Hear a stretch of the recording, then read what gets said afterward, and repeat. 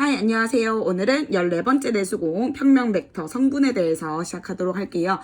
따로 여러분들 온라인에서 과제는 없고요. 영상을 월요일에 미리 보고 오시면 등교 계약하는 화요일과 수요일 수업 시간에 활동지는 나눠드리고 그때 같이 해결하도록 하겠습니다. 자, 앞쪽까지 내용에서는 벡터를 크기와 방향을 가지는 화살표를 이용해서만 표현을 했었는데요. 오늘은 이 좌표 평면 위에 벡터에다가 어떤 성분이라는 것을 주어주면서 연산도 간단하게 할 수 있고 표현도 훨씬 간편하게 할 수 있는 것들을 공부해 보도록 하겠습니다. 자, 우선 평면 벡터의 성분을 공부하기 위해서는 기본적인 단위 벡터들에 대해서 먼저 정의를 하고 넘어가도록 할게요. 자, X축과 Y축 위에 있는 점 1,0이라는 점 E1, 그 다음에 0,1이라는 점 E2라고 했을 때, 자, 원점을 시점으로 하고 E1과 E2를 각각 종점으로 하는 우리는 위치 벡터를 만들 수 있고, 얘네들은 기본적으로 크기가 1이죠. 그러니까 단위 벡터라고 할 수 있고요. 그것들을 우리는 E1 벡터, E2 벡터 이렇게 표현을 합니다. 자주 등장하는 내용들이니까 이제 E1 벡터라고 하는 것은 원점을 시점으로 그 다음에 1,0을 종점으로 하는 이런 위치 벡터구나 라는 걸 알면 됩니다. 근데 그러면 우리가 어떻게 생각을 할 수가 있냐면 X축에 평행한 모든 이렇게 생겨먹은 엄청 많은 벡터들은 모두 다 이 E1이라는 단위 벡터의 실수배겠죠. 또한 마찬가지로 Y축에 평행한 수많은 수없이 많은 벡터들 길고 짧던 방향이 어떻든 간에 Y축에 평행한 벡터들은 모두 다 이 E2라는 벡터의 실수배로 표현이 가능합니다. 자, 그렇다면 어떤 평면 위에 좌표 평면 위에 어떤 임의의 점 A라는 점이 있어요. A1, A2라는. 자, 그러면 이 벡터, 임의의 벡터 A를 OA 벡터로 잡자라는 겁니다. 그리고 나서 여기서 각각 X축과 Y축에 수선의 발을 내리면, 자, 이 A 벡터라고 하는 것, 얘는 어떻게 표현할 수가 있냐면, OA1 벡터와 OA2 벡터의 합으로 표현이 가능합니다. 맞나요? OA1 벡터. 근데 OA1 벡터라고 하는 것은 뭐냐면 A1, 0을 종점으로 하는 위치 벡터다. 그죠? 그런데 아까 우리가 어떻게 정의를 했냐면 E1 벡터라고 하는 거 1,0까지 1,0을 종점으로 하는 위치 벡터잖아요. 그럼 그것의 A1 실수배다 라고 표현이 가능하겠죠. 그럼 얘도 마찬가지 같은 이치로 가게 됩니다. 그러면 우리는 A 벡터를 어떻게 표현을 할 수가 있냐면 이 두 벡터의 합으로 표현이 가능합니다. 그래서 우리는 이때 요렇게 A점을 종점으로 하는 어떤 벡터 A를 요렇게 두 개의 단위 벡터 E1과 E2의 실수배의 합으로 표현이 가능합니다. 자, 그러면 우리가 이제 여기서부터 어떻게 정의를 할 것이냐면 그때 우리는 이 A1과 A2를 이 각각 평면 벡터 A의 X 성분과 Y 성분으로 이름을 붙여주고요. 그 다음에 이제는 이렇게까지도 안 나타내고 얘를 이렇게 성분으로만 마치 우리가 좌표 평면 위에 2,3, 3,5라는 점으로 표현하듯이 X좌표와 Y좌표로 표현하듯이 이렇게 성분들만 이용해서 벡터를 나타내게 됩니다. 자, 다시 한번 정리할게요. A 벡터를 우리는 X 성분과 Y 성분으로 이렇게 표현을 합니다. 근데 이게 의미하는 게 뭐냐면 결국에는 이 벡터 A라고 하는 것은 시점이 뭐가 된다? 시점은 원점 0,0이고요. 그 다음에 종점이 무엇인?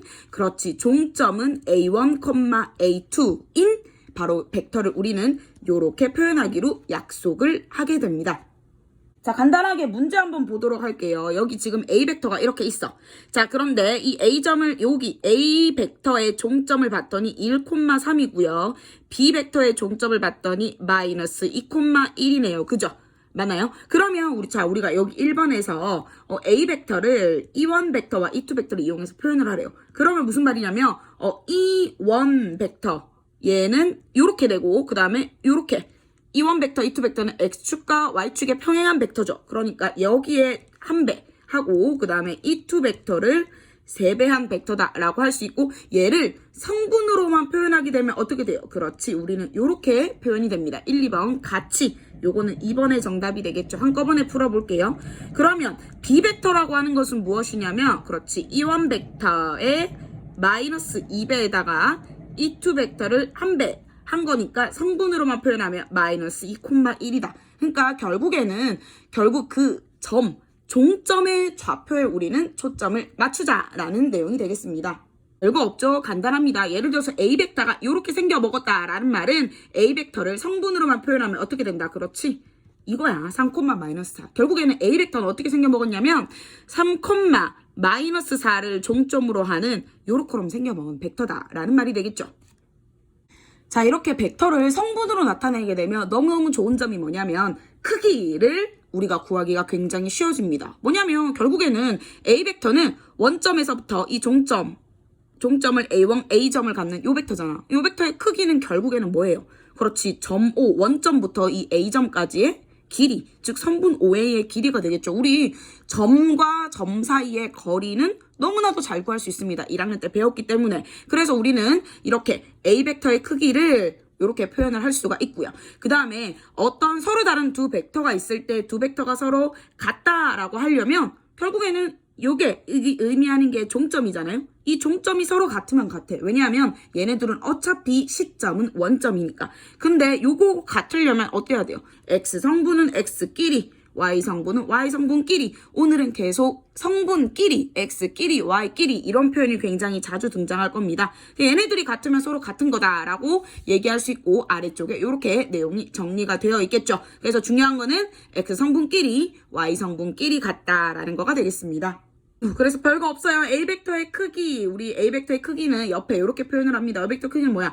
-3, 4까지의 결국에는 길이가 되겠죠. 그러면 루트 9 더하기 16이니까 5다. 이렇게 크기 구할 수 있겠죠. 자, 그 다음에 두 벡터가 서로 같대요. 그러려면 X끼리, Y끼리 같아야 되니까 봐봐. 2랑 2Q랑 같으려면 Q가 1이다 라는 사실을 얻을 수 있고 P 더하기 1이 3이면 P는 2다. 이렇게 아주 간단하게 구할 수가 있다. 그럼 우리는 벡터를 성분으로 표현했더니 마치 우리가 X좌표, Y좌표 점 표현하듯이 할 수 있기 때문에 굉장히 간단하게 연산을 할 수 있다라는 겁니다. 자, 연산이라고 해봤자 우리가 벡터의 연산 배운 거는 덧셈, 뺄셈, 실수배 세 가지거든요. 그러면 이 세 가지를 우리가 성분으로 표현했을 때는 어떻게 할 수 있느냐라는 건데, 자, 벡터 A라는 벡터를 이렇게 성분으로 표현을 하게 됩니다. 그쵸? 마치 순서쌍처럼 이렇게 표현을 하게 되면, 자, 덧셈 가볼게요. 덧셈. 자, 예를 들어서 A 벡터가 이렇게 주어져 있고 B 벡터가 이렇게 주어져 있어. 그러면 두 개 더하면 결국에는 뭐가 되냐면 성분끼리, X 성분끼리 더한 거네. 자, 그럼 뺄셈도 같은 방법으로 할 수 있겠죠. 뺄셈은 X 성분끼리, Y 성분끼리 서로 빼주면 되겠고, 실수배라고 하는 거는 X 성분에도 실수배 해주고 Y 성분에도 실수배를 해주면 되겠구나. 이렇게 그림으로도 충분히 표현이 가능합니다. 그래서 그림으로 표현했을 때 좀 어려웠던 벡터의 연산들이 성분으로 하게 되면 훨씬 더 간단하게 할 수 있고, 결국에 우리가 알고 있는 그냥 성분끼리 더하고 빼고 실수배로 정리할 수 있겠습니다.